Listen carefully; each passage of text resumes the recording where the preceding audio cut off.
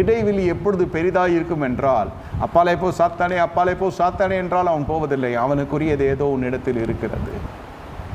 அதனால்தான் அவன் நெருங்கி வாசம் செய்து கொண்டிருக்கிறான். நன்றாக புரிந்து கொள்ளுங்க. எப்படி பரிசுத்த அபிஷேகத்தை பெற்ற மனுஷர்கள் எப்படி பிசாசினால் நடத்தப்பட முடியும் என்று அநேகர் கேட்பார்.